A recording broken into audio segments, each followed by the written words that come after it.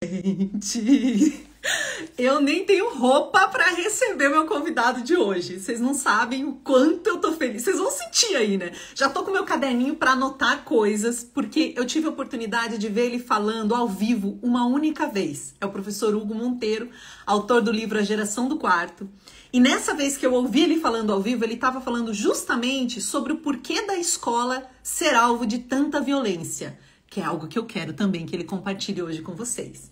Então eu chamei essa pessoa extraordinária que escreveu esse livro, que pra mim é melhor do que o do Jonathan Haidt. Eu sei que A Geração Ansiosa é um livro muito bom, mas se você só puder ler um livro sobre adolescência, leia A Geração do Quarto, do professor Hugo Monteiro, porque ele entrevistou mais de 3.000 adolescentes brasileiros. Então é uma coisa nossa, é pra gente entender o que tá acontecendo aqui.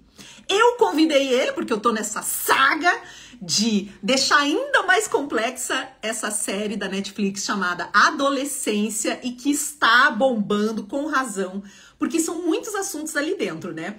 Então a série essencialmente conta a história de pessoas adultas tentando entender o que aconteceu para que um menino de 13 anos assassinasse a colega dele de escola. Não é spoiler, porque todo mundo já sabe isso. Se você não sabe, eu tava na dúvida, já tá sabendo aqui. E eu sou a Sheili Calef, treinadora de comunicação e oratória, e faço esse trabalho voluntário aqui nas redes porque já sofri violência sexual na infância e acho que isso é responsabilidade de todos nós. Não adianta a gente chegar em Marte e continuar violentando as pessoas. A gente vai fazer o quê? Uma colônia em Marte, chegar lá e a violência vai ser a mesma? Não vai dar, né, gente?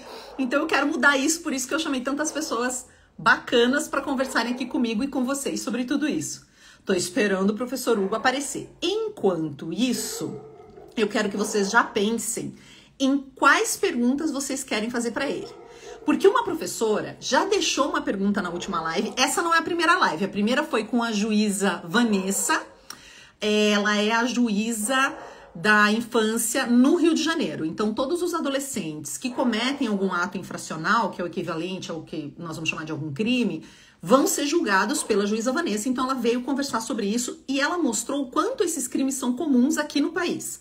A segunda live foi com a Carla Albuquerque, que tem o canal Investigação Criminal, que tá em vários streamings também, além do canal do YouTube, do perfil aqui, e ela é uma repórter investigativa, né, uma jornalista investigativa, que ajudou principalmente naqueles casos do Discord, que são casos muito sérios. Ela entrevistou muitas vítimas, entrevistou muitos ofensores, e a gente focou a nossa segunda live nessa perspectiva da vítima, que a série não aborda, e ela até comenta que não vai abordar, né? Porque a policial fala assim: me incomoda o fato de que sempre é o autor do crime que fica famoso. E vocês podem ver que em todos os filmes é assim, todos os filmes, sei lá, de serial killer, do que for, a gente fica sabendo toda a vida do cara e as mulheres morreram. O máximo que a gente sabe delas, como na série, é uma foto e um nome. Então eu quero conversar sobre tudo isso com o professor, porque ele tá lá junto com as famílias. Deixa eu ver se ele já mandou aqui, eu que não vi. Ai, gente, eu tô tão ansiosa que pode ser que ele mande o convite, eu não veja. Cadê você, professor? Ah, ele tá vindo aqui, ó. Eu sou tão pontual, mas ele está chegando, porque ele me falou aqui no WhatsApp que ele está chegando. Quero ver se já tem pergunta aqui pro professor Hugo. Vocês já leram? Quem já leu A Geração do Quarto, levanta uma mãozinha online pra eu ver. Quero saber... Quero ver essa mãozinha virtual levantada aqui nos comentários para ver quem já conhece o livro. Porque a gente vai falar da série, mas não dá para não falar do livro, gente. Porque o livro tem a voz dos próprios adolescentes. Aliás, deixa eu contar uma coisa para vocês. Eu falei outro dia aqui nos stories que eu queria fazer uma dessas lives com adolescentes, né? Porque daí fica todos esses adultos aqui falando sobre os adolescentes. Parece um papo de doido, né? A gente precisa falar com eles e não só sobre eles. E foi muito bacana, porque teve 2 mães que me responderam dizendo que os filhos topavam e teve um adolescente que me segue que falou que toparia. Porém, eu conversei com mais alguns adolescentes que disseram que não topariam e daí eu pensei bastante, gente, e eu decidi não fazer uma live com adolescentes. Mesmo que os adolescentes tenham mais de 14 anos e autorização para ter rede social pelas famílias, por que eu não vou fazer a live com adolescentes? Será que vocês conseguem adivinhar? Será que vocês conseguem adivinhar por que eu decidi não fazer a live com adolescentes, mesmo que eles tenham idade para ter rede social? porque eu não quero que eles sofram nenhum tipo de perseguição online. A gente está falando em todas essas lives, inevitavelmente, de grupos de ódio, de pessoas que fomentam ódio. Uma vez eu fiz um vídeo tão tranquilo e ele caiu numa dessas redes e eu recebi tanto hate. Imagina que algum desses adolescentes e as adolescentes que conversariam comigo aqui na live, por mais que eles estejam dispostos, fale alguma coisa, porque aqui é ao vivo, né? Eles falem alguma coisa que alguém resolva persegui-los por causa disso. Como é que eu ia me sentir? Como é que vocês iam se sentir? Então é melhor a gente... Infelizmente não vamos fazer isso. Mas eu posso pedir, vou abrir uma caixinha essa semana para que vocês contem o que eles acharam. Vocês podem contar como pais, mães, parentes, né? O que vocês ouviram eles comentando sobre a série. E aí a gente pode fazer uma sequência, pode fazer um post, posso comentar. Mas não vou mais fazer uma live só com os adolescentes, porque isso pode dar ruim. Eu tenho bastante receio que eles possam ser perseguidos eventualmente por causa disso. Ai, o professor tá aqui! Eu vou ficar em silêncio para receber ele, porque sempre fale ao áudio na hora que a pessoa entra. Venha, professor!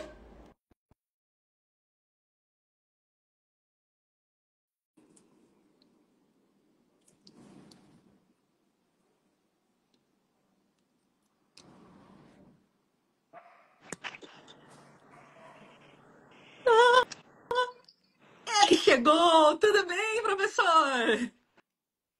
Oi, querida, tudo bem? Você me ouve? Super bem. Tô te ouvindo super bem. Já tô com o meu caderninho aqui para anotar muitas coisas, que eu sei que vão surgir ideias maravilhosas aqui com você. Oh, muito E obrigado. eu vou pedir para você se apresentar do jeito que você gosta de se apresentar. Professor, já falei um pouquinho de você, um pouquinho do livro. E depois vou começar a te fazer pergunta, porque veio muita pergunta já.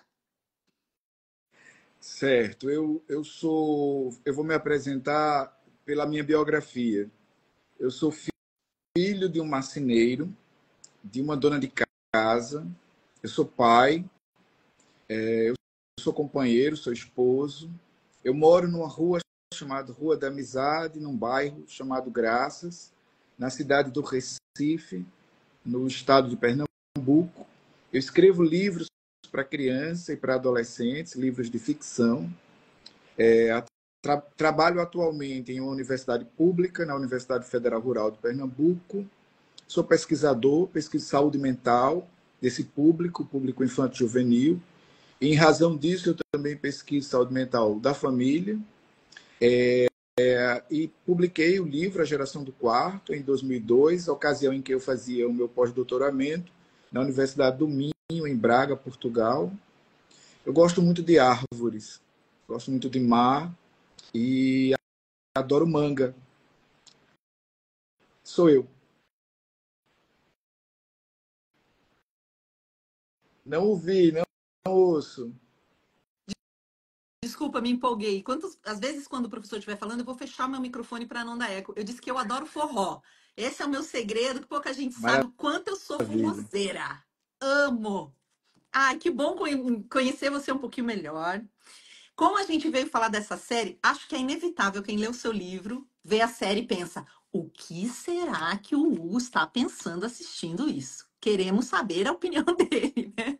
Às vezes até a gente pensa: nossa, ele deve ter trabalhado, devem ter pedido para ele aí uma consultoria de roteiro. Você, a juíza Vanessa, a gente vê a série e fica pensando em vocês, pensando no seu livro.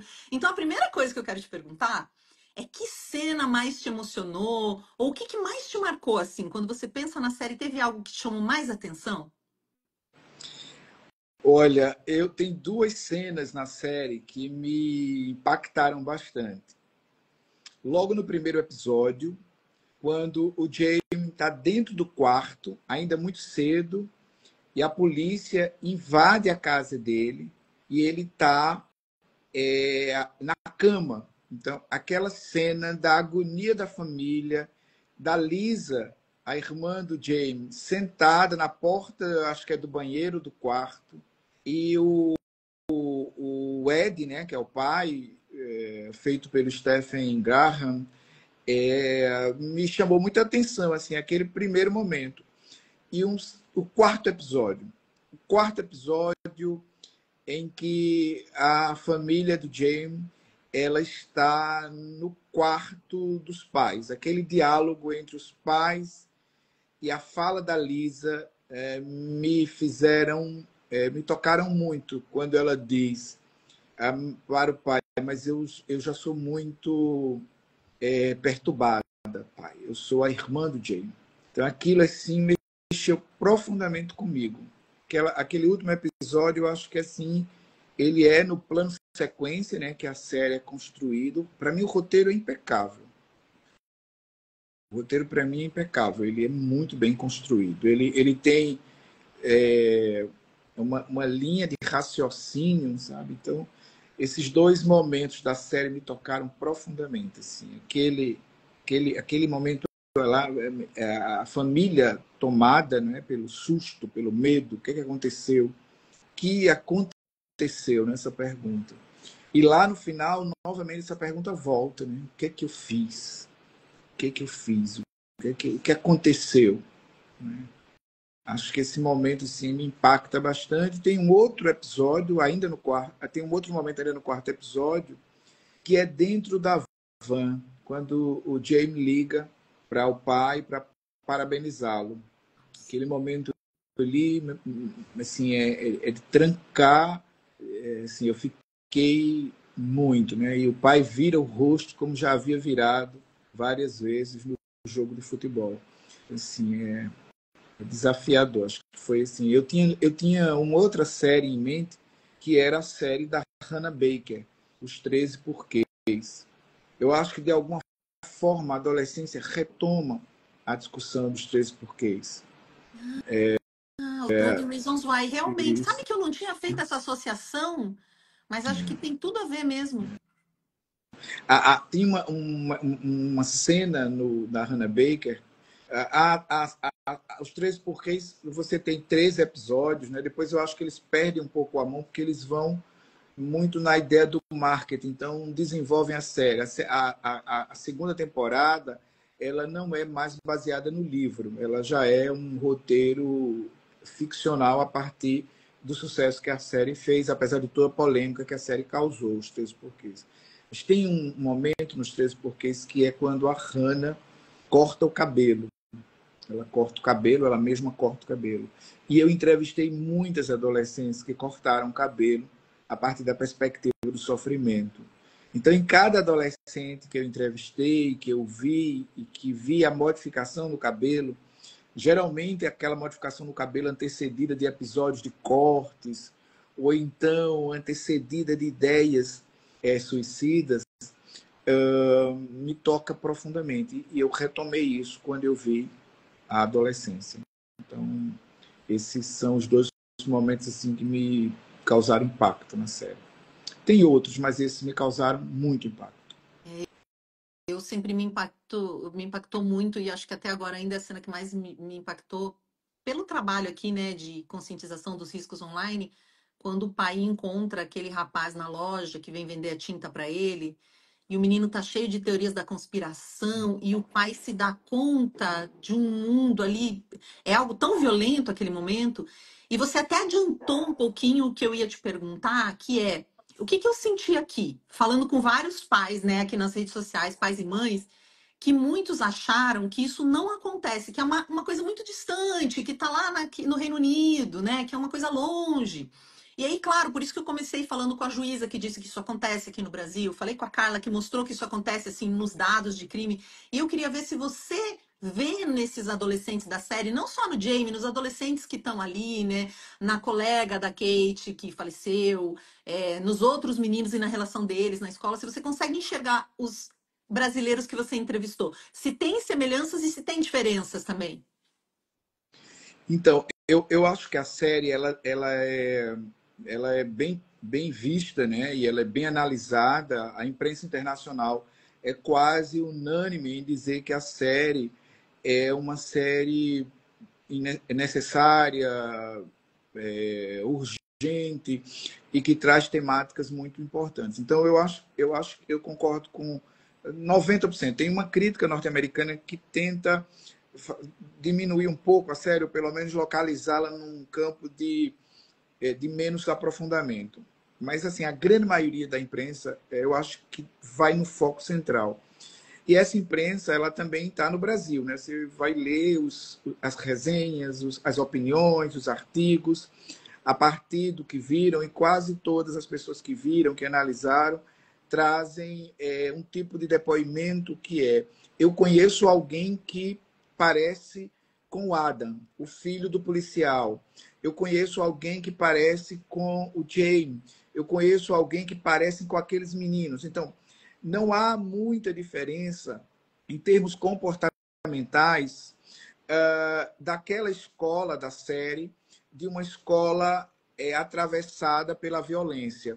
Se nós pensarmos, por exemplo, que Suzano, em 2019, foi atacada, e que Columbine também foi atacada, e que uma escola na Noruega foi atacada, uma escola em Budapeste foi atacada, uma escola na França foi atacada, uma escola na Holanda, Alemanha, Argentina, Chile. Se você pensar, você vai ver que não há, em razão da globalização e, sobretudo, depois do advento das redes sociais digitais, não há muita distância do ponto de vista da mentalidade. Então, eu acho que aquele adolescente que está ali está também nos 3.115 que eu entrevistei.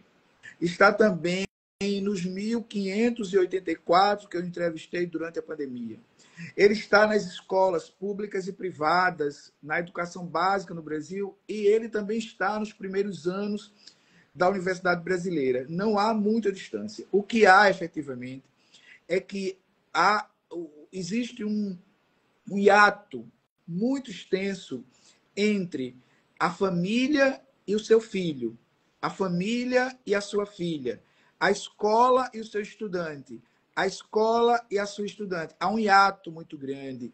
Nós só descobrimos efetivamente o que os nossos filhos pensam e o que as nossas filhas pensam quando nós lemos os seus diários, quando nós lemos as suas mensagens de WhatsApp, quando nós lemos aquilo que eles não querem que a gente tenha acesso. Então, a Deep Web, a Dark Web, esse underground da internet, eles nos mostram muito como os nossos adolescentes pensam, como eles articulam, como eles analisam o mundo.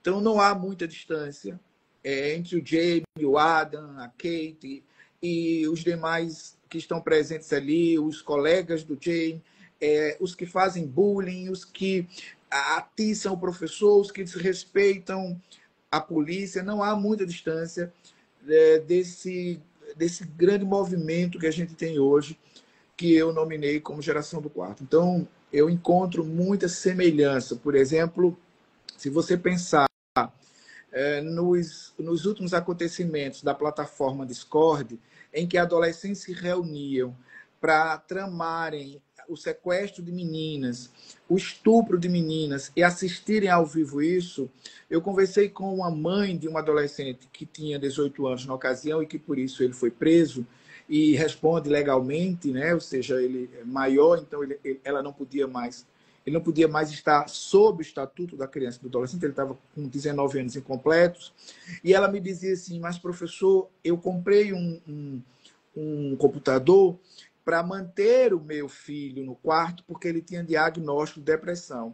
Eu nunca imaginei que meu filho fosse um sequestrador.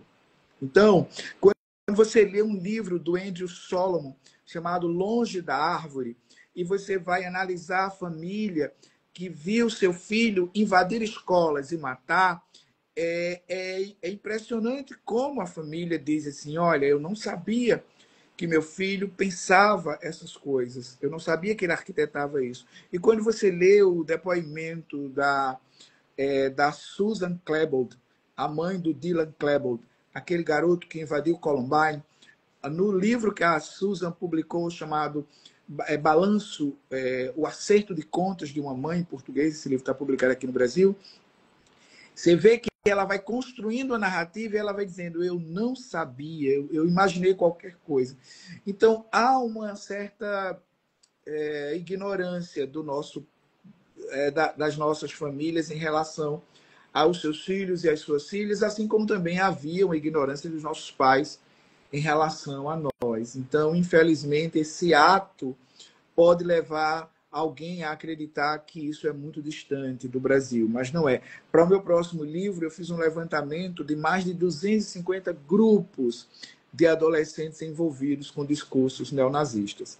Então, e esses adolescentes, eles estão presentes aí no cotidiano das escolas, eles estão presentes no cotidiano das casas, infelizmente, são reais, eles não são abstratos e são mais próximos de nós do que nós podemos supor.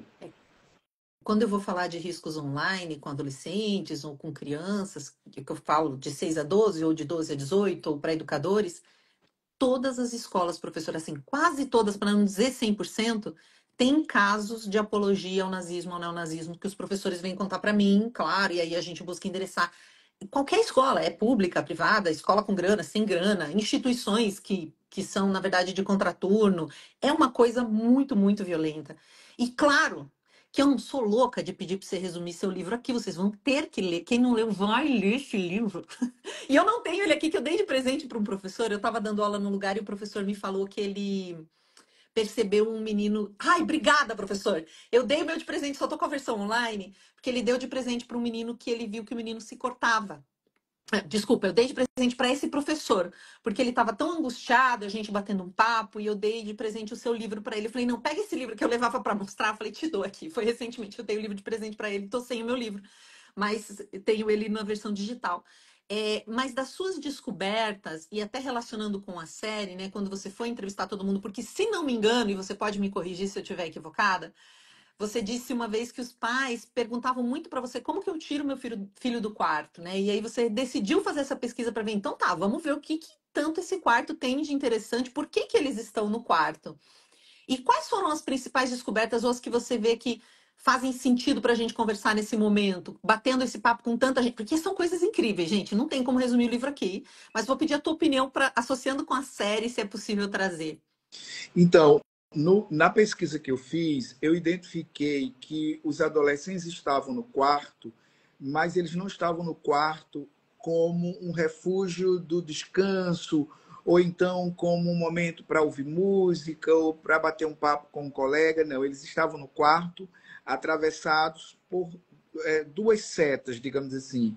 Uma, a psicopatologia, mais especialmente depressão, ansiedade, transtorno alimentar, mas depressão e ansiedade, assim, fortes.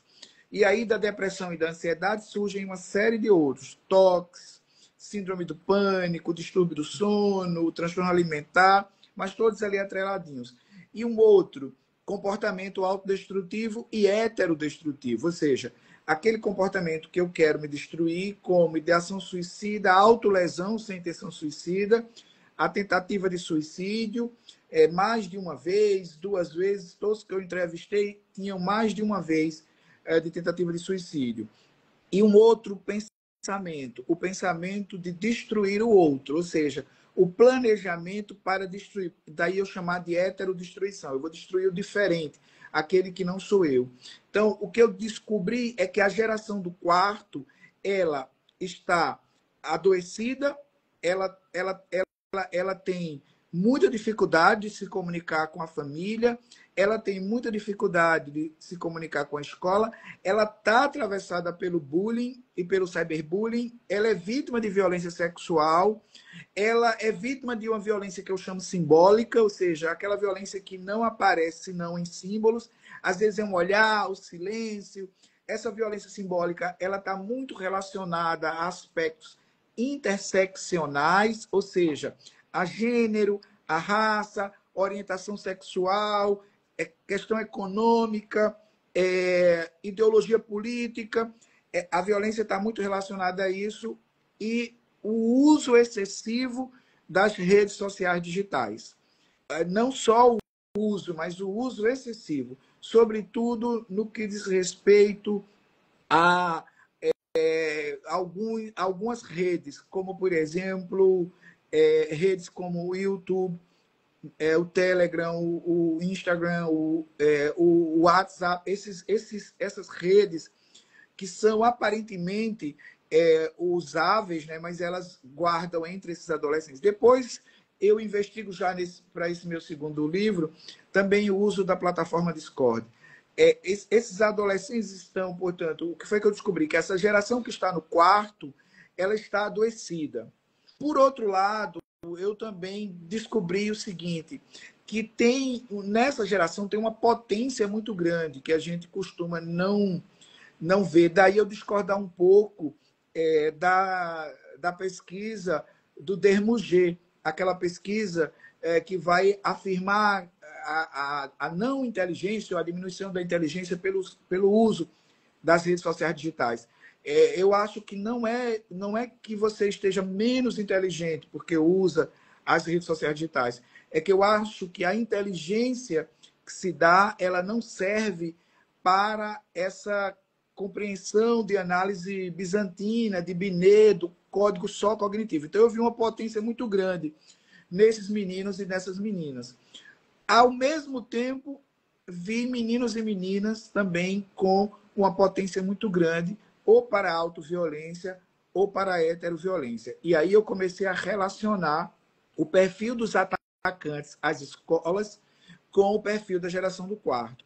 E foi exatamente nesse momento que quando eu vejo a série, e eu vejo o Jamie, e ele diz, olha, eu sou feio, ele diz para a psicóloga, eu sou feio, e porque eu sou feio, ela não gostava de mim, e ela tem 80 mulheres que amam 20 homens. Quando ele começa a trazer esses elementos que estão na cultura dos celibatários involuntários, eu começo a perceber que a geração do quarto, ela dialoga fortemente com esse tipo de discurso. Ela dialoga, sobretudo os meninos, né? Os meninos dialogam com esse tipo de discurso, que é um discurso que vai desmerecer e violentar a diferença. Nesse caso, mais especialmente as mulheres. Aí eu vou remeter desde os acontecimentos que nós vamos identificar, por exemplo, em Realengo, com a invasão e a morte de tantas pessoas ali, até os acontecimentos do Espírito Santo, e depois você vai vendo em vários episódios de ataques às escolas, o perfil do Jamie é o perfil de um atacante. O perfil do Jamie é o perfil do atacante. Então, a geração do quarto pode atacar. Às vezes, tá dando uma pequena falha aí na tua internet. Eu tô vendo, tá, pessoal? Mas como não tá atrapalhando a gente acompanhar, eu tô deixando. Se atrapalhar muito, eu te falo, professor. Às vezes dá uma leve travadinha, mas só deu agora no final. Eu só queria voltar, porque o professor falou rápido e talvez vocês não tenham pegado. Eu nunca soube falar o nome do Desmurger. Como é que fala o nome dele? Desmurger. Desmurger. Ele é o autor do livro A Fábrica de Cretinos Digitais. Esse é o livro que o professor estava E questionando, porque vale foi, a acho pena que ler. vale Vale a a pena. pena Eu ler. também, eu acho ele muito legal, mas e foi o primeiro livro sobre esse tema assim que ganhou uma repercussão que a gente falava, tá, o que que acontece com a nossa cabeça de tanto usar telas e tal? E tem pesquisas muito legais ali. Mas ele vai fazer esse argumento de que a gente está perdendo um pouco da nossa inteligência. E isso eu acho um dos brilhantismos também do seu livro, porque o livro do professor Hugo não chama só a geração do quarto, é quando crianças e adolescentes nos ensinam a Isso. amar. E qualquer pessoa que se relaciona de perto com crianças e adolescentes sabe que existe uma mágica ali, uma potência ali, uma beleza ali, que não que a gente não encontre entre nós adultos aqui, tá, pessoal? Mas é demais, assim, eu que sou professora, e a gente sabe, né? A gente vê, é um negócio extraordinário. Por isso que é tão triste perceber esse movimento global de violência que tem a ver com essa autodestruição e talvez com a destruição do outro, a destruição da diferença. E até ia te perguntar, porque eu vi um vídeo muito legal, até vou falar o nome dela aqui para vocês seguirem, porque ela é ótima, a The Furious Femme. Ela faz vídeos muito interessantes, ela é super jovem, e ela fez um vídeo mostrando uma pesquisa de 2024 da Financial Times, que meninos e meninas pensam de forma tão diferente que eles estão quase incomunicáveis. Assim, eles mostravam com gráficos que as meninas têm se identificado com uma política mais liberal, na qual os direitos das mulheres são considerados e que há equidade de gênero, e os meninos estão cada vez mais se tornando conservadores e trazendo algumas ideias mais arcaicas, misóginas, de que as mulheres têm o lugar delas, que elas não podem frequentar os mesmos lugares que eles, e que isso está afastando esses perfis, né? Que eles estão convivendo juntos, mas que está indo, digamos, cada um para um lado. Eu queria te perguntar se na tua pesquisa, se você vê isso, e se na tua pesquisa conversando com eles, essas angústias dos meninos e das meninas são tão diferentes assim, ou a gente consegue perceber o mesmo tipo de ansiedade? Não, são diferentes. São diferentes. Eu não sei se a minha internet melhorou. Melhorou. Melhorou, não é? São diferentes. As meninas avançaram muito, eu concordo plenamente com ela. As meninas estão muito mais abertas, elas estão muito mais transversais, elas são muito mais conscientes de si. Ou seja, por exemplo, é mais comum que as meninas consigam respeitar o seu corpo, consigam entender que o corpo é delas, e elas buscam uma autonomia maior. Eu vejo muito isso no campo emocional. As meninas têm uma relação com as emoções diferente dos meninos. Os meninos, eles continuam ainda como se eles estivessem num período da vida em que a masculinidade ocupa um lugar de destaque no mundo, que a masculinidade é a diretiva, a masculinidade é a superior, que o homem é quem comanda, o homem é quem deve seduzir, o homem é quem deve dominar, dar a última palavra, o homem é quem deve estabelecer o ritmo. Então, esse discurso de educação dos meninos a gente ainda não conseguiu desconstruir. Mas quando eu digo educação, eu não estou me referindo exatamente à família. Eu estou me referindo a um organismo social com vários aportes sociais que tornam meninos e meninas diferentes. E isso tem se evidenciado no campo emocional e também no campo dos adoecimentos psíquicos e também nos comportamentos autodestrutivos. Por exemplo, os dados apontam que meninas tentam mais suicídio do que meninos, mas meninos, eles finalizam mais o suicídio do que as meninas. Eles usam métodos muito mais eficazes nesse sentido e tem pouco diálogo com as questões ligadas à subjetividade, as questões ligadas às emoções. Então, a gente tem diferenças nos gêneros e isso se evidencia no comportamento e na materialidade das emoções. Então, isso é fato. Tanto é que no meu próximo livro, que se chama Agora o Meu Chão São as Nuvens, eu enfrento essa discussão num capítulo em que eu tento discutir a educação de meninos. Eu quero realmente entender e tentar explicar um pouco da minha compreensão de que modo os movimentos, sobretudo os movimentos feministas, podem ajudar a gente a enfrentar essa discussão. Eu acho que os movimentos ajudaram muito na abertura do olhar das mulheres, né? Eu vejo que as mulheres avançaram significativamente em relação a nós homens. Olha, você já estava respondendo a pergunta aqui da Laís. Vocês indicam algum livro para pais de meninos trabalharem essas questões? O livro que vai chegar, que o professor está fazendo. Nós já estamos esperando esse livro, nós estamos aqui na pré-venda, aqui, ó. Mas se tiver algum outro que você acha que aborda diretamente essa questão dessa criação de meninos, pode indicar para nós. Sim, tem vários livros que eu tenho serviram, não é, para que eu pudesse fazer análise nessa perspectiva, mas assim tem um livro, na verdade tem uma autora que eu acho que ajudaria muito, sabe? Não ler um livro direto, mas ler essa autora que é a Bell Hooks. Não sei se vocês conhecem a Bell Hooks. A Bell Hooks é uma autora que tem livros muito desse campo da discussão. E ela pode ajudar muito nessa reflexão a que eu estou me referindo. Ela vai perceber como educar uma criança, mais especialmente um menino, pode ser salutar na sociedade. E aí, quando eu digo educar no sentido mais amplo, porque se corre outro risco, que é responsabilizar a mulher pelo machismo do filho, não é? Ou pela misoginia do filho. E eu não quero fazer isso absolutamente. Eu estou dizendo exatamente o inverso. Eu estou dizendo que nós construímos uma sociedade que insiste em colocar um Jamie na vida. E o pai do Jamie, o Ed, ele também é assim. Você veja, no último episódio, eu não queria dar spoiler, mas eu estou tentando Não, aqui. pode dar. Quem não assistiu até agora, gente, vai assistir depois da live. Olha, o Ed, você veja, no último episódio fica evidente ali quem é aquele homem, como é que ele lida com a mulher, como é que ele lida com a filha, quem foram os pais, de que modo ele foi educado e de que jeito ele tratou o filho.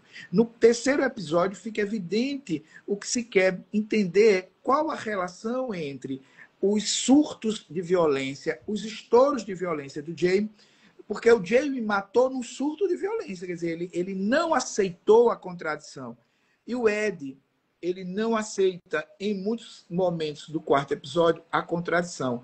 A mulher, ela vai ficando em silêncio, ela entendeu um processo dele que é demasiadamente violento, e a filha também. Obviamente, como ele é um pai, não é, preocupado com o filho, preocupado com a filha, ele diz assim, eu não quero repetir o que o meu pai fez comigo, então ele se contém. Mas há momentos que ficam explícito ali uma violência, é uma violência muito grande que eu encontrei nos meninos da geração do quarto. Nas meninas também, mas nos meninos especialmente. Essa violência que também está nos grupos que eu pesquisei, em que muitos se chamam de comandantes, chamam os participantes do grupo de soldados. Eu fui para 47 grupos, entrei em 47 grupos para analisar o que é que eles dizem, né? Como eles falam, o que é que eles pensam, o que é que eles querem. Então, assim, esse menino que eu vi no grupo é o Jay, é o menino assustadinho lá do primeiro episódio e depois transformado no terceiro episódio, quando ele vira o violentador, né? Que aí ali ele diz que então educar aquele menino, não é? Que não é responsabilidade da mãe, não é responsabilidade da irmã, é responsabilidade de um conjunto de elementos, porque se você pensar também, a série ela traz essa análise dos pais. O policial é pai, o Ed é pai. Há dois pais ali que me parecem muito chamados a atenção, né? A relação do filho com o policial. O Ashley, né, que é o policial, e o Adam, que é o filho. O policial, a relação que ele tem com o filho é uma relação de distância. Ele já diz isso quando ele fala ao telefone com o filho no primeiro episódio. No primeiro episódio, ele diz, olha, quem vai resolver isso é a sua mãe. E nós, homens, fizemos muito isso. Então, educar os homens socialmente, o projeto societário precisa ser alterado. Daí eu sugiro que leiam Bell Hooks, mas eu posso fazer uma listinha de livros depois e passar para a Sheila, e ela vai e passa para vocês aí, ou vocês E pegam. tudo que ele falou aqui, tudo que o professor falou aqui, eu já anotei, eu coloco sempre no descritivo da live, na legenda, nem sempre imediatamente, que assim que essa live acabar, eu publico, aí eu até peço a gentileza de vocês voltarem e comentarem alguma coisa, para os comentários todos somem, e aí isso ajuda a entregar mais a live, e coloco a listinha das referências. Eu estou vendo aqui o GB Ramos, ele é super jovem, cara, que idade você tem? Eu tenho uma curiosidade, ele participa de todas as lives, e ele está perguntando se a geração do quarto é a geração Z ou a geração alfa. Como o professor escreveu em 2022 e entrevistou pessoas de 11 a 18 anos, você pode fazer a conta aí. Então, 2022, quem tinha 11 anos é alfa, né? É mais novinho ainda do que a gente chama de geração Z, É, né? Se for colocar esses nomes. só que eu me baseei mais no conceito de geração Z, porque eu peguei o pessoal da década de 90. Tá. Eu peguei Então, quem nasceu tem alguns em mais novos. 90, ali finalzinho de 90. A geração alfa, ela tem uma característica que seria, nasceu sem esse perfil de transição, né, entre o analógico e o digital. Ela já teria emergido no digital. Mas eu tenho também, foi quem que perguntou? Foi o Ramos, GB Ramos. Ele participa sempre aqui. O Ramos, deixa eu chamar assim, tá? Eu também tenho um pouco de cuidado com essas nomenclaturas. O meu conceito que eu usei no meu livro é um conceito de um sociólogo que, para mim, é um cara que realmente entendeu sobre essa discussão, que é o Kalman Ryan. Então, quando eu trago o conceito de geração, eu também trago um outro conceito. Eu explico isso no meu livro.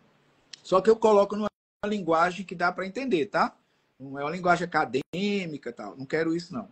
Mas, assim, eu chamo o Manhattan fala sobre uma coisa chamada inteléquia. A inteléquia é um conceito aristotélico que ele retoma para dizer o seguinte: tanto o Jamie, quanto o Ed, quanto a Lisa, quanto os adultos, eles têm um ponto de convergência. Em outras palavras, isso explica por que nós adultos usamos tanto o celular e os adolescentes também usam, porque nós temos um ponto de convergência. É o que dá sentido ao momento. Então, o conceito de geração que eu utilizo tem mais a ver com essa ideia do sentido. Há um sentido no pessoal que está nascendo ali no finalzinho da década de 90 e que se alastrou pelo século XXI. Não é? Há um sentido. Eu peguei pessoas de 11 a 18 anos, aquelas pessoas que estão sob o estatuto da criança e do adolescente, aquelas pessoas que precisam de cuidado do Estado, precisam de cuidado da sociedade de modo geral, precisam de cuidado da família, precisam de cuidado da escola. Então, eu peguei esse grupo. Então, se nós pensássemos em termos de classificação, eu teria utilizado ali a geração Z. Mas não deixo de tocar na geração alfa. Por quê? Porque é uma geração digital. Isso mudou tudo no nosso universo comportamental e de mentalidade, de concepção e compreensão, né, sobre a vida, explicação sobre a vida. Eu fiquei com uma pergunta da outra live. Uma professora mandou uma pergunta. Eu não sei se ela está aqui agora, é a professora Carol, né? Ou se ela está dando aula, mas ela me pediu duas vezes, ela disse, responda essa pergunta. Eu falei, eu vou deixar para o professor Hugo, porque eu acho que é mais a cara dele do que a da cara. A gente até deu uns pitacos nessa resposta, mas acho que é mais a sua cara. Então a pergunta dela foi a seguinte: será que isso, né, essa onda de violência, o que aconteceu na série, o que a gente está vendo acontecer? Será que isso tem a ver com os pais que não têm tempo para os filhos, que precisam de excesso de amor? Ela traz duas coisas: os pais que não têm tempo para os filhos e os filhos que precisariam de um excesso de amor, nas palavras dela. Olha, eu, Difícil. eu vou. Deixa eu dizer uma coisa. Eu penso que tem a ver com a família. Eu, inclusive, afirmo que a geração do quarto, a matriz da geração do quarto é a família. Mas nesse meu próximo livro, eu não estou querendo vender o meu próximo livro, não, tá? Sim. Eu só estou fazendo referência porque a geração do quarto me levou a estudar família. Quando eu estava estudando família mesmo, fui lá me debruçar sobre essa ideia e tal, eu me dou conta de que, de fato, a gente tem um problema aí com o que a gente chama de estilo parental. E existe um estilo parental que é muito permissivo, que permitiu tudo, que a tudo disse sim, por N razões. N razões. Então, esse estilo me parece que interferiu muito na dificuldade que essa galera nova tem de receber não. Não é o não assim do pai e da mãe só, é o não da empresa, é o não da escola, é o não do trânsito, é o não dos limites, é o não. O não causa muito mal a esse povo. E eu acho que seria simplório, eu vejo algumas vezes alguns psicólogos dizerem assim: ah, você tem filhos hoje que são cheios de coisas porque você estragou esses filhos e você deu a eles aquilo que, enfim, eu não vejo desse modo. Eu acho que a gente tentou, de algum modo, construir pessoas, e nossos filhos e as nossas filhas são essas pessoas que nós tentamos ajudar na construção. E nós tivemos equívocos, né? E que estão muito explícitos hoje. Explícitos os equívocos. Nós falhamos muito, mas falharam também conosco e falharam também com os nossos pais e falharam também com os nossos avós, porque a própria instituição da família, no modelo patriarcal como nós construímos, é falha. A família vem de fâmulo. O que é fâmulo? Fâmulo é um conjunto de escravos. Quando se decidiu entrar na família monogâmica, o homem comprou os escravos. E ele comprou os escravos e, junto com os escravos, ele comprou a mulher. E ele comprava a mulher e ele tinha direito sobre o filho, inclusive de matar o filho. Isso o Estado dava direito ao homem. Então, você veja Nossa, é. que isso é uma... Desculpa, é que é inevitável. Você falou isso agora e a gente teve essa notícia hoje do pai que jogou um menino de 5 anos de uma ponte, né? Você vê que essa mentalidade de tipo, eu sou o dono, eu faço o que eu quiser com essa. Eu falo muito de violência sexual contra crianças e adolescentes, porque a maioria, mesmo as mulheres adultas, a maioria foi violentada e os meninos também na infância.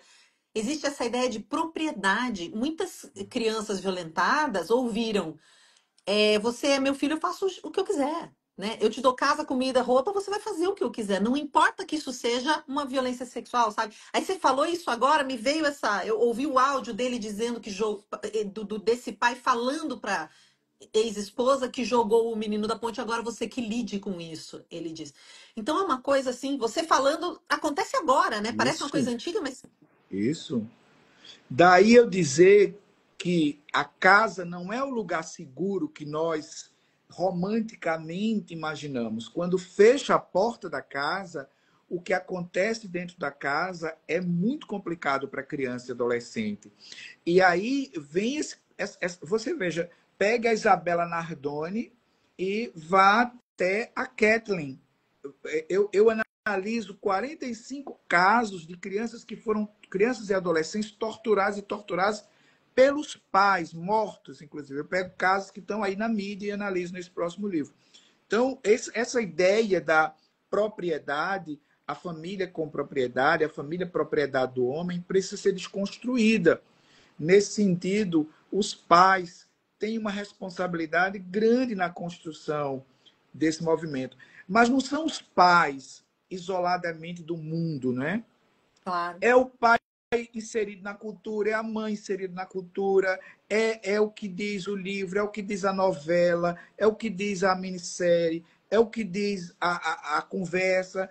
Todos esses elementos vão constituir a família, né? A família é um grande... Se você pensar numa família extensa, a família do Jamie ali, ela aparece pequenininha, mas você veja que sabe, tem uma parte na série que vai me lembrar muito tem um documentário na Netflix que fala de duas adolescentes que são mortas. Na verdade, eu digo que são mortas porque elas cometem um suicídio, mas provocados. Sim. Né? E essa série que está na Netflix trata de uma modelo. Agora me falha o Vai falando que título alguém da... sempre lembra e coloca aqui. Pode ir contando a história, alguém vai Pronto. lembrar e vai botar o título. Porque eu tô... Lembrem para mim, a série duas mulheres.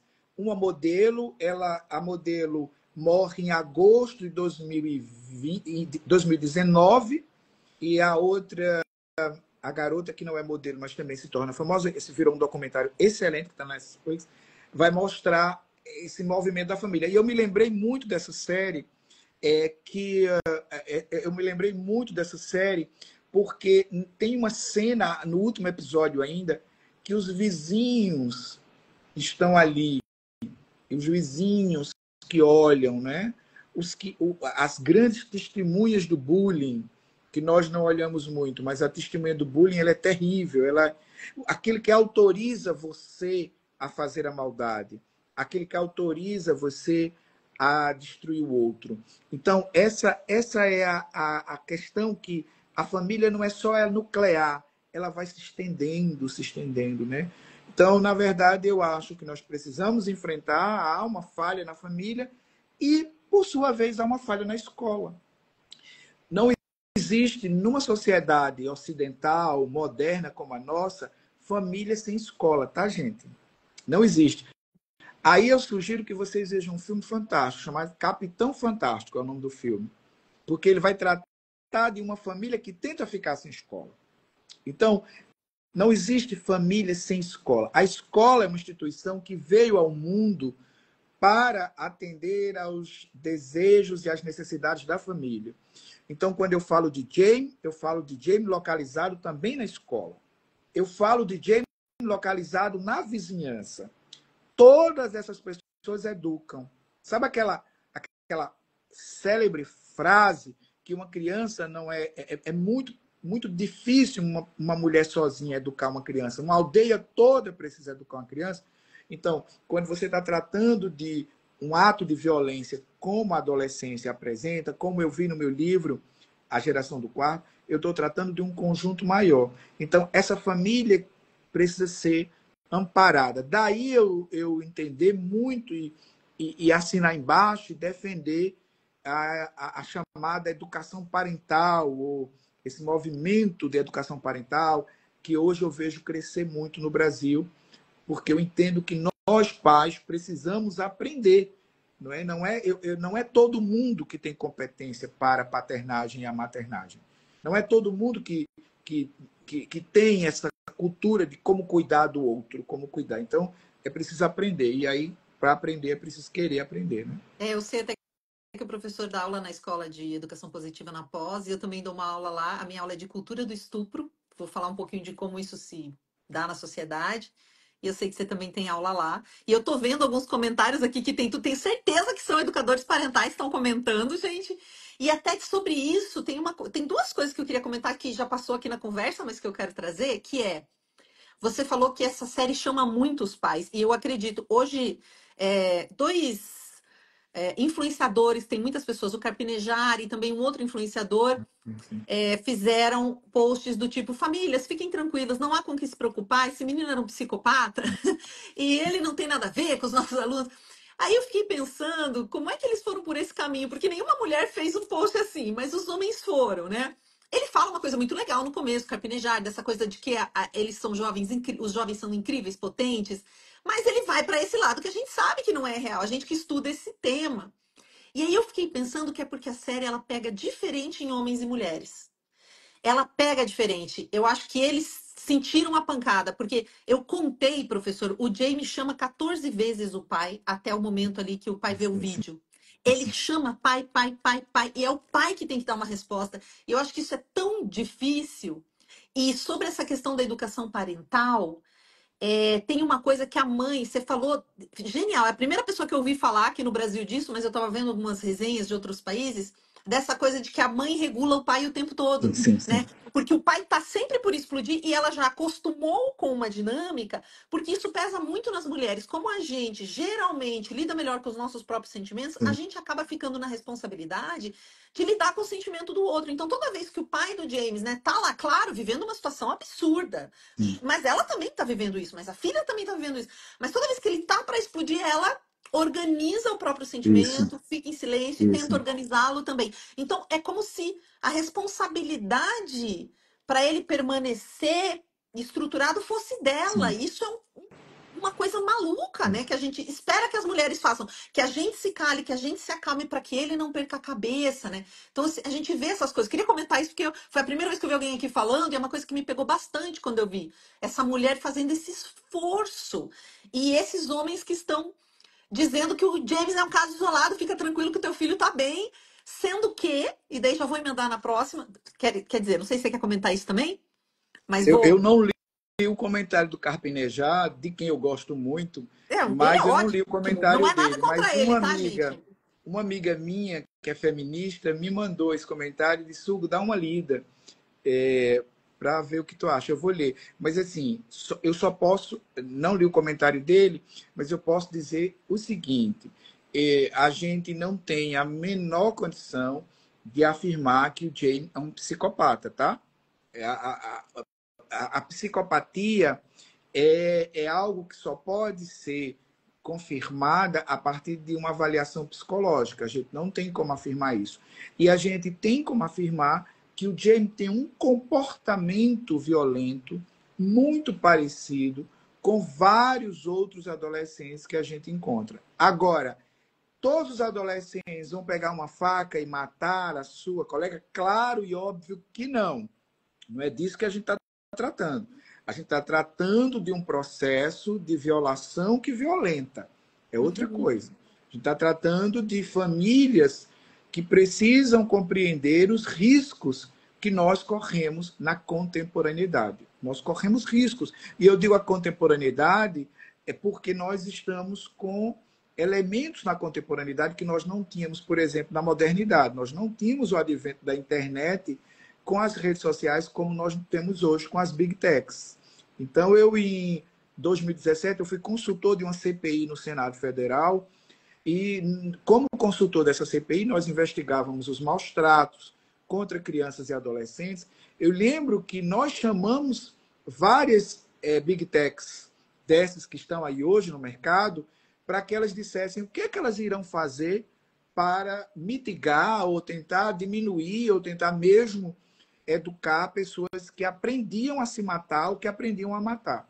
Então, esses elementos precisam ser considerados no desenvolvimento de nossas crianças e adolescentes. Não é à toa que em 2024 nós tivemos uma lei, eu ajudei a construir essa lei através das minhas pesquisas, que criminaliza o bullying e o cyberbullying. Nós temos uma lei também que cria uma política de proteção à escola. Não é à toa que agora nós tivemos uma lei que legisla sobre a proibição do celular nas escolas. Quer dizer, isso não é uma questão só do Brasil. Isso tem sido uma discussão mundial. Então, não dá para você simplesmente dizer aquele garoto é isso e não se preocupe que está tudo bem. Até porque o garoto, até teve uma colega, a Bianca, fez um post hoje, eu compartilhei nos stories também, é uma educadora parental, até que pode ser que o seu garoto não seja o que vai fazer o crime. Mas quem disse que a sua filha não é a que vai estar passando na frente bem na hora? Nós temos uma mulher morta. E quando ele crescer, e se ele não for orientado e de repente não cometer esse crime ali, nós temos uma mulher morta a cada 6 horas. Aí tem gente que diz, ah, não, mas morre mais homem que mulher. Porque é morto por homens. Eles não são mortos dentro de casa pelos seus companheiros. A maioria das mulheres é morta por alguém que ela conhece. São uma mulher a cada 6 horas e uma mulher estuprada a cada 6 minutos, gente. Tipo, é uma calamidade. É que a gente não olha isso como uma guerra, mas é. Se a gente olhar, é. Né? E eu já ia passar para a próxima pergunta, mas eu lembrei que nós paramos na metade da resposta da professora Carol, porque a gente começou a falar. Tem a ver com os pais que não têm tempo para os filhos? Aí você falou que tem a ver com a família, mas ela tinha uma segunda parte da pergunta que eu acho bem interessante, que é: esses adolescentes de hoje eles estão precisando de excesso de amor? Eles têm uma outra necessidade diferente de adolescentes de outros tempos? Existe excesso de amor? Eu não Necessidade de acho que excesso de amor? existe excesso de amor. Eu uso muito Sheila. Eu sempre fico em dúvida, Sheila ou Sheili? Eu falo Sheili, mas não tem problema. É porque Sheili parece tão curto, né? Sheili parece um espirro. Eu falo Sheili, parece mais sério. Eu prefiro Sheili também, tá? Olha, eu acho que a gente poderia, em algum momento, substituir a palavra amor pela palavra cuidado, porque do ponto de vista etimológico, cuidado tem a ver com cura. E eu acho que o que a gente precisa com o adolescente é o espaço do cuidado. O espaço do cuidado ele é instituído pela escuta, ele é instituído pelo o respeito ao autoconhecimento. O autoconhecimento tem a ver com ancestralidade. Então, o que é que eu acho que o adolescente precisa? Eu digo 5 pilares que eu utilizo num programa de educação socioemocional que eu construí, chamado Trajetos, que foi o programa que eu validei no meu pós-doutoramento. Então, primeira coisa assim, que você tem o autocuidado e o cuidado. O autocuidado, eu tenho que cuidar de mim. O adolescente precisa aprender a cuidar dele, na medida em que ele aprende a cuidar do outro. O autoconhecimento é quem é que eu sou, de onde eu vim, qual a minha matriz étnica, quem são meus ancestrais, quem sou eu? O autoconhecimento é o que é que meu pai pensa, o que é que a minha mãe pensa, o que é que meu avô pensa, o que é que a minha avó pensa, quem são essas pessoas que vivem comigo. Então, isso é autoconhecimento para mim. Dialogicidade. Eu escuto e eu falo, mas eu não falo com violência. A tal da comunicação não violenta. E eu escuto respeitando. Convivência. Aprender a conviver com aquilo que não é espelho. Preciso ensinar o meu menino, a minha menina, a viver com aquilo que não é igual a ele. Não é igual, mas eu tenho que conviver. E amorosidade. Dentro da amorosidade, eu estabeleço 4 grandes emoções. Eu chamo de megas emoções. Gratidão. Gratidão, eu acho que é uma emoção fundamental. Compaixão. Compaixão, eu acho que é uma emoção fundamental. Empatia. E acho que empatia é algo assim. E perdão. Se você conseguir, no conjunto da sua vida, professora Carol, trabalhar esses 5 pilares e trabalhar dentro dessa linha, eu acho que você vai minimamente ter uma pessoa que seja livre e respeite a liberdade alheia. sabe? Ser livre e respeitar a liberdade alheia, como homem, por exemplo, é entender quando uma mulher diz não, quando ela não quer, quando ela não aceita mais, é querer vê-la crescendo, ajudá-la, é ajudá-la no sentido de dizer, apoiar, sabe? Assim, você está com uma companheira e ficar feliz quando ela está feliz e ajudar de todo modo ela a crescer profissionalmente e, e ter na casa, o respeito à casa, o respeito à família, aos filhos, compreender a orientação sexual dos filhos, a questão de gênero, ter uma educação antirracista. Então, eu acho que isso são elementos fundamentais para você conseguir construir um adolescente legal. E aí eu volto para o subtítulo do meu livro. Eu acho que nós temos adolescentes muito legais. Eu vejo que temos adolescentes que compreenderam coisas que os adultos, que somos nós, não compreenderam. Então, eu focalizo muito na potência dos adolescentes. Acho que eles têm potência muito grande. Daí eu gostar de conviver com eles. Que é ouvi-las, aprender, entender como é que eles pensam, a lógica do mundo. E eu estou aí pensando em termos muito pessoais, mas eu também estou amparado nos estudos da neurociência, sobretudo naqueles estudos que dizem que o cérebro adolescente é um cérebro dotado de criatividade, dotado de curiosidade, dotado de buscar as coisas, e que nós deveríamos manter isso durante a fase adulta.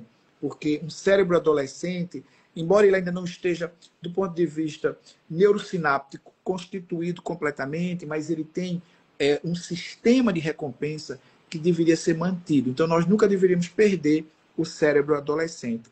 Nesse sentido, eu quero dizer que ser adolescente é algo maravilhoso. Ser adolescente é algo Quando a maravilhoso. gente lembra da nossa adolescência, sempre lembra de umas coisas difíceis, né? Mas é um momento muito especial. Muito. Eu posso te fazer mais umas perguntinhas? Eu nunca consigo terminar a live em uma hora. Posso? Mais uma? Mais duas? Sim, sim, Porque eu sim. tenho mais duas Pode. aqui na lista. E se vocês mandarem, gente. Você fala, hoje em dia tá faltando empatia. Esse é um assunto que eu quero até puxar com você, mas acho que eu vou te mandar depois no WhatsApp, professor.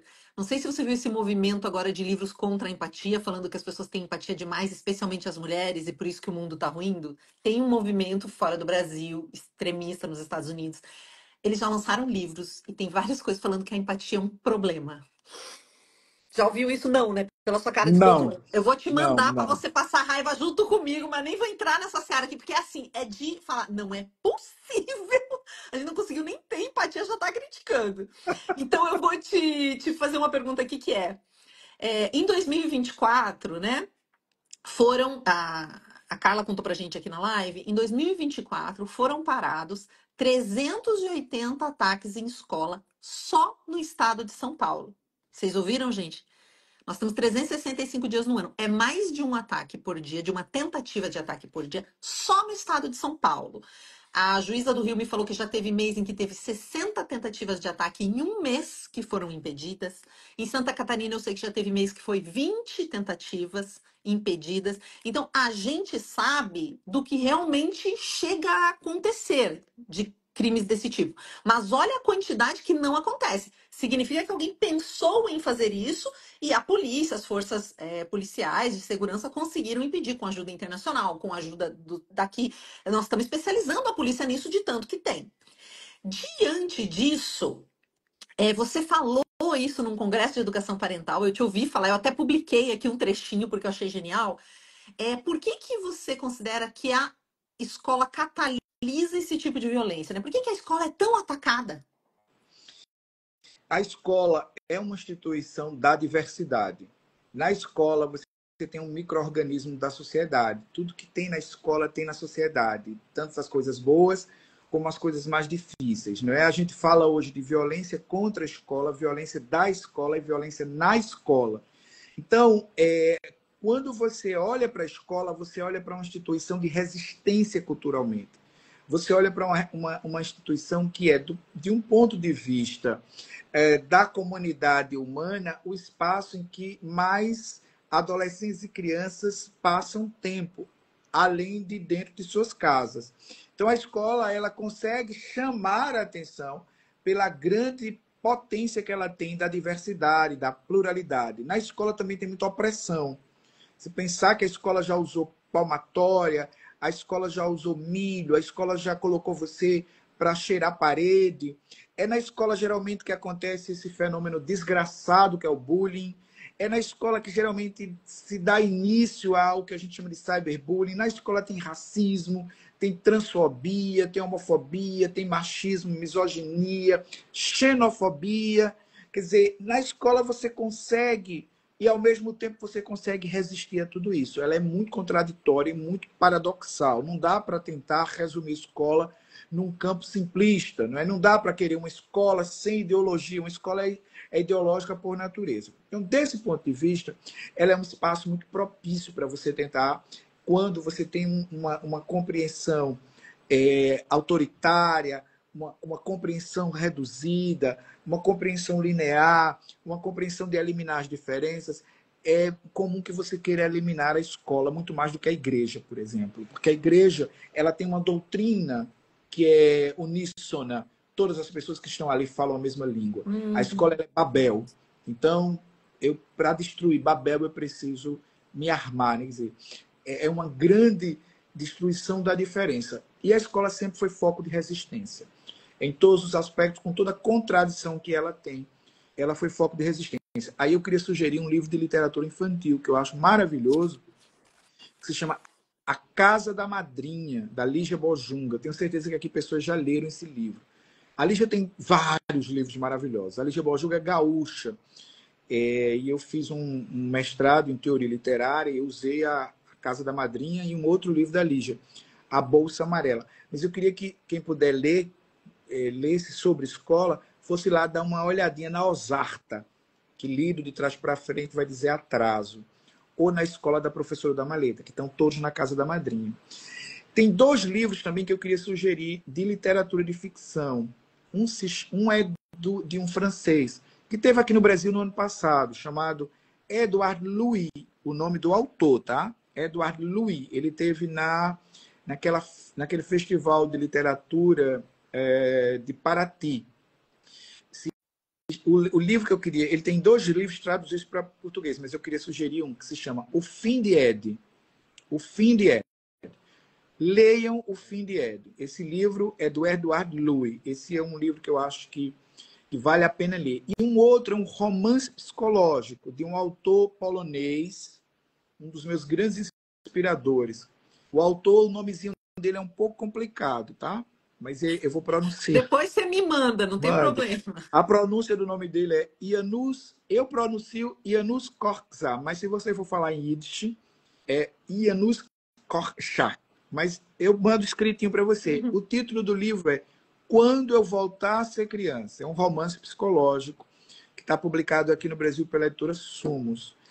Eu ainda estou inquieto porque não lembrei o nome da série da Netflix. Quem tiver lembrando isso aí, manda para mim. Mas das 2 moças que tiram a própria vida, uma é elas modelo, foram, a outra não é. Elas foram vítimas de estupro coletivo e depois elas são seguidas.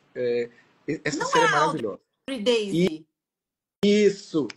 Eu já recomendei aqui outro dia que você falou. Eu não lembrava que uma era modelo. Quando você falou modelo, eu não lembrei. Não, é genial essa série. Isso A Audrey mesmo. Daisy eu recomendo sempre. Acho que dá para assistir com os adolescentes, inclusive. Isso, e eu acho que esse adolescência, naquele momento em que você está ali com os vizinhos, me lembrou muito o caso do documentário da Audrey Daisy. Porque uma delas, que é a modelo, acho que é a Daisy, né? A Daisy tem o sobrenome dela, eu vou pegar isso direitinho, mas agora eu pego o sobrenome. A Daisy, ela vai passar por processos muito difíceis. E eu acho que tem a ver com aquele movimento coletivo, sabe? Das vizinhanças. Aqueles que assistem, sabe na adolescência. Como todo o. Lembra um pouco esse caso da série, porque a Kate ela tem um nudes vazado e todo mundo fica sabendo e aquilo vira, né? Inclusive, até ele coloca como um motivo em algum momento do tipo, se ela fez isso é porque ela digamos, tem uma coisa, ela é uma vagabunda, ela merecia alguma coisa, sabe? Tem esse lugar mesmo. E tem o lugar dos vizinhos, né? Da sociedade, que vai tentar dizer assim, olha, ela não porque não valida o discurso da mulher, não é? Ali é uma coisa que eu acho que na adolescência o discurso da mulher não é validado. Né? O menino é um assassino, mas o discurso da mulher não é validado. E eu digo assim, o menino é um assassino, mas você sabe que eu acho ainda muito denso colocar um adolescente como um assassino, sabe essa Uhum, palavra? uhum. E eu acho o sistema judicial norte-americano muito esquisito, no sentido de que recusa a compreensão das experiências e das pesquisas sobre desenvolvimento humano. Então, assim, eu acho que é muito duro tudo aquilo, mas de todo jeito, Audrey Daisy vai mostrar exatamente isso, que há um coletivo que funciona para poder potencializar a violência do incel. É isso que eu... Audrey Daisy. Isso, pode deixar, vou colocar aqui também. Eu já vou dar um pulo, porque você falou uma coisa interessante, né? O discurso invalidado da mulher. Quantos filmes a gente tem? Eu gosto de um documentário chamado I Am the Evidence. Eu sou a evidência. E vai mostrar como são essas coisas. Então, tem muito documentário sobre isso e nunca a mulher é escutada. Inclusive, recentemente saiu aqui o documentário, não, saiu o filme do Maníaco do Parque. Ah, você tá procurando aí. Saiu Isso um aqui, eu filme, fiquei inquieto com a claro, minha. a Foi gente fica, ótimo, né? foi Saiu o ótimo, filme do maravilhoso. Maníaco do Parque e saiu uma série documental.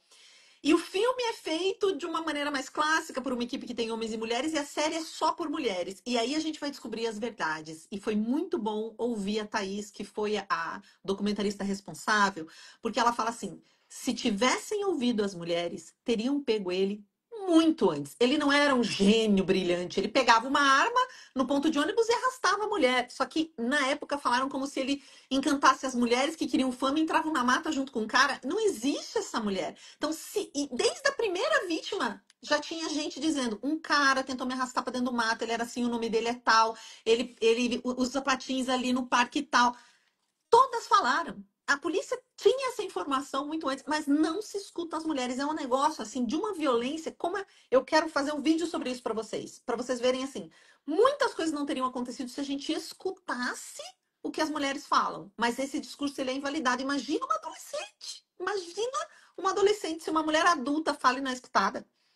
E Sheili, a Lisa Miller, né, que é a irmã do Jay Miller, ela deixa. A mãe já, como a gente já viu, já encontrou ali uma estratégia de sobrevivência com o pai. Mas a filha, ela diz isso, ela materializa isso numa frase. Parece que aquele momento que ele escuta, quando ela diz, pai, Eu eu já já sou sofro a irmã muito. do Jamie, eu já sofro isso. Quer Ai, dizer, até porque aquele o pai momento. pergunta pra ela, vocês não, o pai pergunta: filha, se alguma coisa acontecer, se alguém começar a vir atrás de você, você me fala. Ela falou: pai, vocês já fazem isso todo dia. Isso, isso. Então, e quando eu vejo que as mulheres são invalidadas no seu discurso, você vai lembrar da violência contra a mulher, a violência doméstica, antes da Lei Maria da Penha, mesmo depois da Lei Maria da Penha, é impressionante isso. Você vai lembrar também o seguinte, que crianças não são ouvidas. Crianças não são Nossa. ouvidas e adolescentes também não são ouvidos. Então, há um segmento populacional, crianças, adolescentes, mulheres, que eu acho que está ali também na adolescência. Nesse aspecto, eu acho que a psicóloga que trata do Jamie, né? Eu sei que algumas pessoas ali começaram a ver problemas técnicos na atitude psicoterapêutica dela. Eu acho que, pelo contrário, eu acho que ela tem uma escuta tão atenta que não é fácil você lidar com aquilo. Né? Não é fácil você lidar. Você lembra a enfermeira que atende o Jane lá, logo na delegacia, e ela diz assim: eu não suporto problemas que envolvam menores. E é muito difícil para a psicologia entender, viver aquela experiência, porque aquele menino está privado de liberdade e o menino não tem, de certo modo, o menino não tem consciência da morte.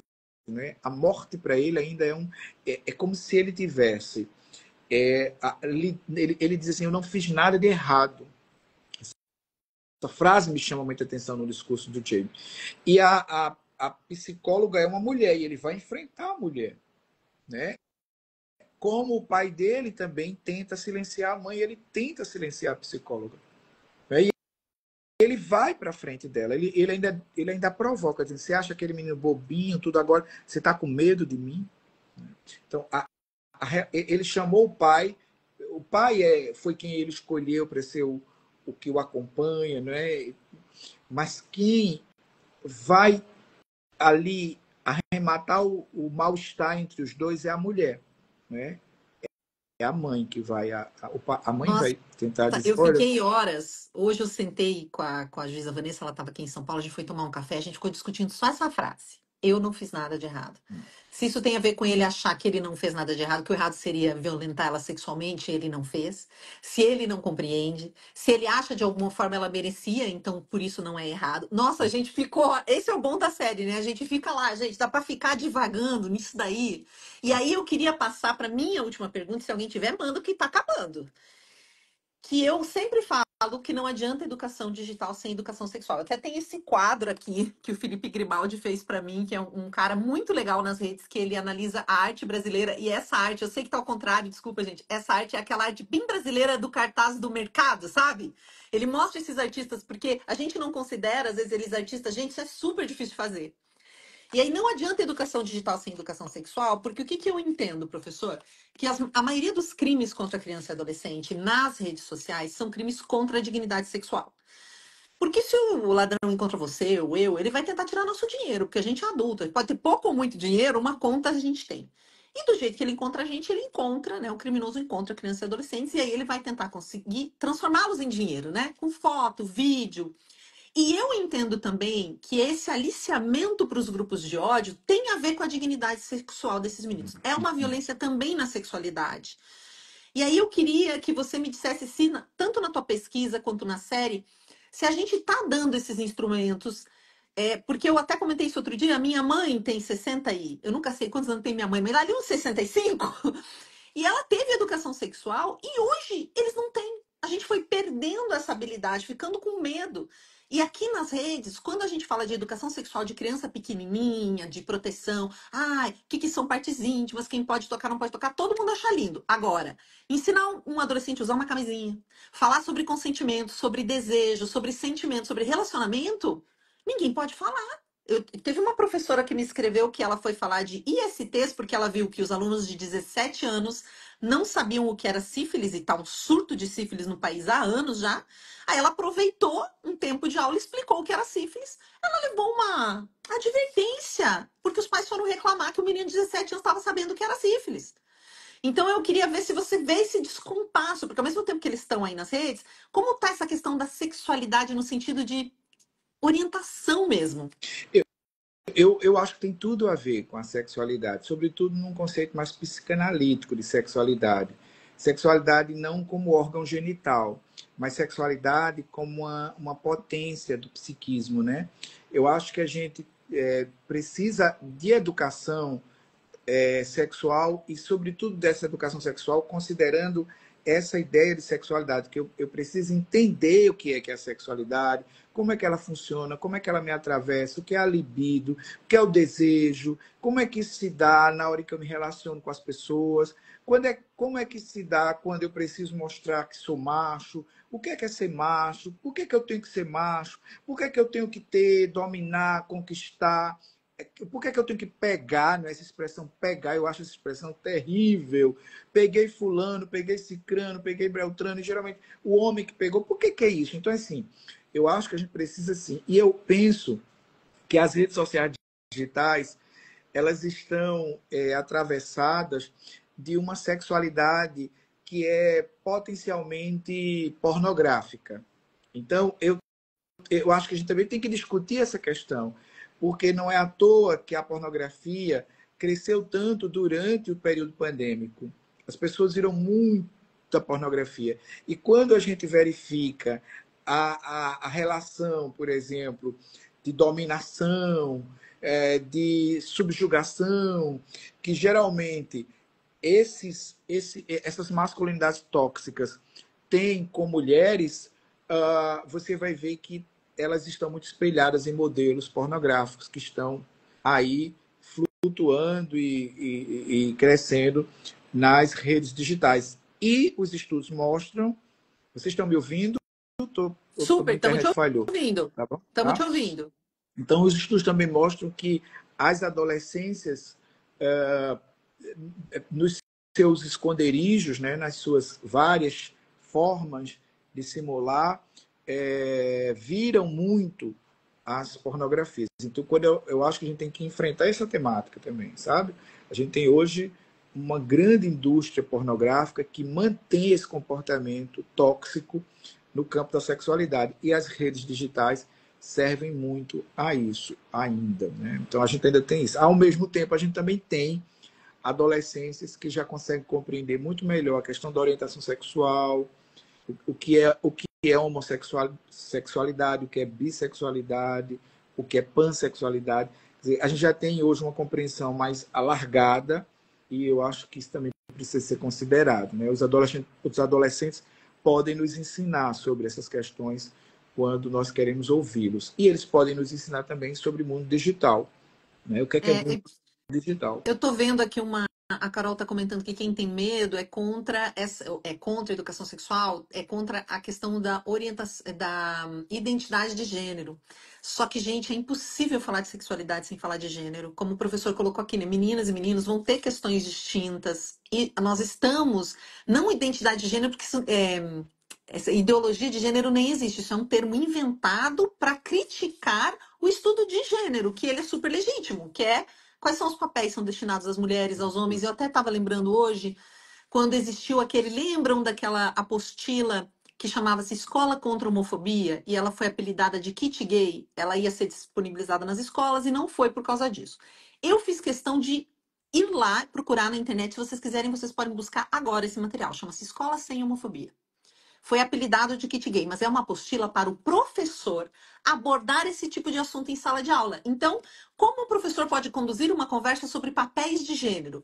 O que que é? Ah, então a mulher que lava a louça, é o homem que lava a louça. Como que ele pode construir? É muito bom o material, gente. O material é ótimo. Ele foi apelidado erroneamente.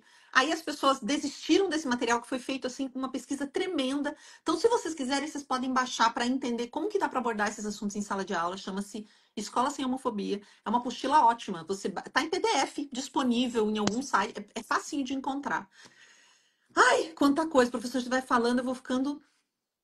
Eu queria sugerir, então, a leitura de 2 livros meus que acabam de sair pela Autêntica, pelo Grupo Autêntica, o selo Yellowfante. São livros de literatura infantil. Eles já são eles não são novos, tá? Mas eles agora estão de casa nova. Um é Antônio. Esse livro é muito conhecido no Brasil todo. Esse livro trata de um garoto que é vítima de abuso sexual, Antônio.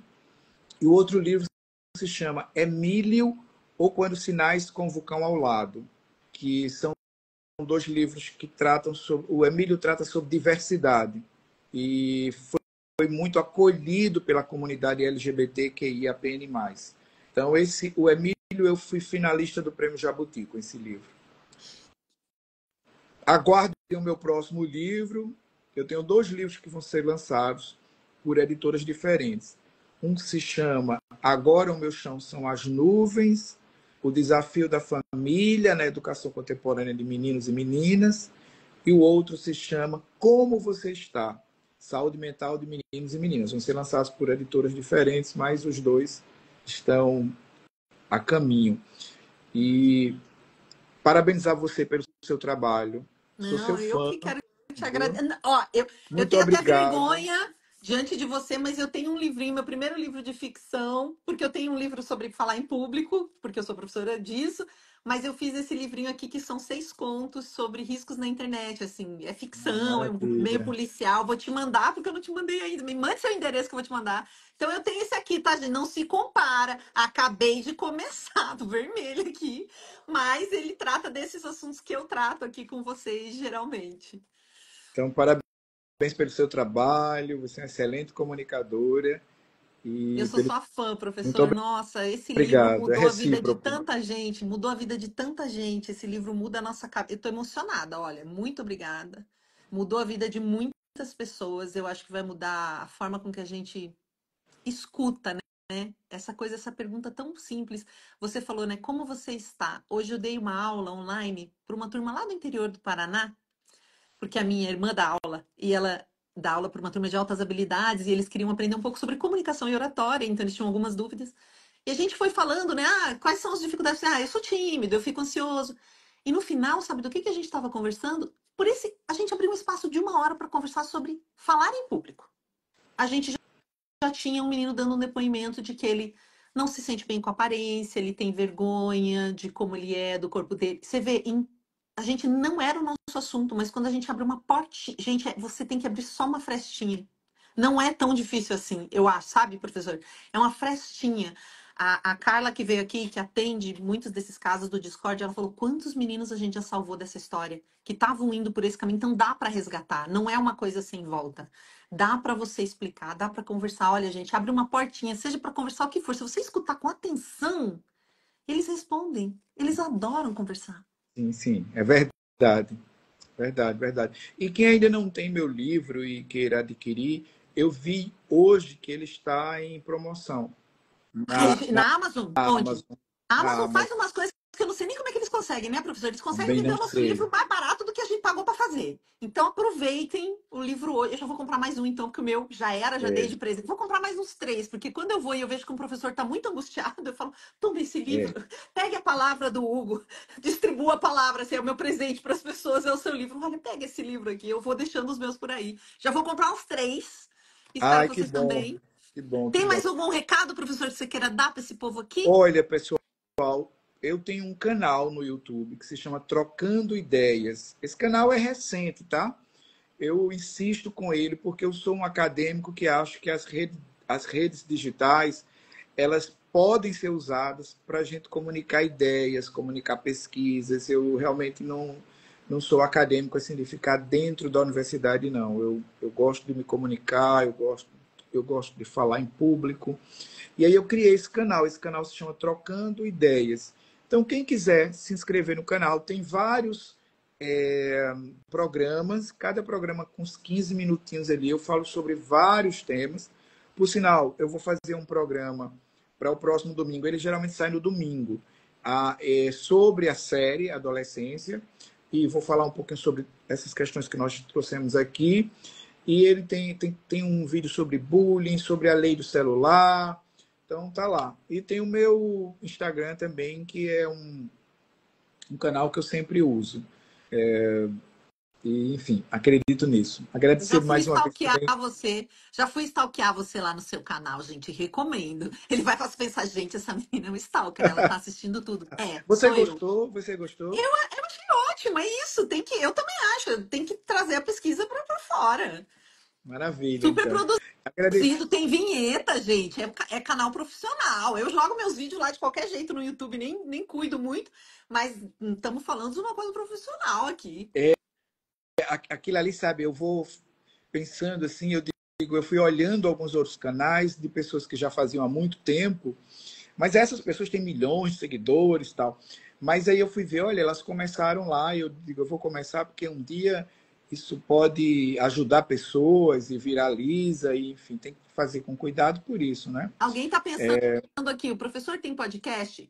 Se você não tem, professor, já vou dar uma dica. Dá para pegar o áudio desse seu programa, porque é uma conversa, né? E você conversando, você pode jogar. Se, ó, quem quiser aí fazer o canal pro professor, porque também a gente fica querendo que as pessoas tenham podcast, tenham canal, dá trabalho. Se você manja de podcast, entre em contato com o professor Hugo pelo Instagram dele e diga: vou organizar seu podcast para você, vou pegar o áudio dos seus vídeos e vou jogar lá. Aposto que ele aceita, professor, alguém que venha aí Aceito, organizar para aceito. você. Então, você Olha aí. aí que manja de internet, que quer levar essa palavra para mais gente, fale com o professor Hugo, organize aí o podcast dele, que para ele vai dar trabalho, para você vai ser 5 minutos, que eu sei que você entende muito dessas coisas. E é isso, porque às vezes as pessoas querem que a gente esteja em todo lugar. Gente, dá um trabalho enorme, né? Isso, isso. Mas só para encerrar mesmo, agora eu me lembrei uma coisa que eu acho fundamental. Eu criei junto com a Unicef o canal Pode Falar. O Pode Falar é um canal para escutar adolescentes a partir de 13 anos, entre 13 e 24. A gente pega até o que eu chamo de primeira juventude. E é um canal que ele acontece de duas formas. Uma é uma inteligência artificial que faz uma triagem e depois encaminha você para um grupo humano. Tudo online, tá? Tudo online. Canal Pode Falar. Eu ajudei o Unicef a criar e sou muito grato. Hoje a gente tem a rede Pode Falar. Vocês podem ver um seminário que a gente tem anual do Pode Falar, que está no canal do Unicef, canal no YouTube. O canal do Unicef no YouTube tem esse seminário todo ano e a gente está buscando cada vez mais ajudar, por meio das redes sociais digitais, adolescentes e jovens que precisem de ajuda no campo da saúde mental. Excelente, só queria também elogiar, porque eu amo quando você fala redes sociais digitais. Ele sempre faz essa diferenciação. Foi a primeira vez que eu vi e eu copio às vezes, porque eu acho o máximo. Para a gente lembrar que não são redes sociais. Redes sociais é o nosso amigo na realidade, que no presencial. Também fazemos grandes amigos no digital, mas são as redes sociais digitais. Há uma diferença, né, professor? Eu Isso, acho o máximo quando você fala isso, assim. Há isso, uma há diferença. mesmo. Assim. Então, um abraço, bom descanso. Muito obrigada por essa conversa. Que a gente tenha mais, que o seu canal seja um sucesso, que os novos livros venham aí para nos ajudar. Tá, e muito obrigado pelo apoio que você tem me dado, divulgar o meu livro, divulgar as minhas ideias e que você continue fazendo esse trabalho tão importante que você faz tão bem, tá bom? Obrigada. Você também. Bom Beijo. descanso. Obrigada a vocês todos. Tchau. Apareçam lá na live quando publicar para dar um oi. Até! Tchau.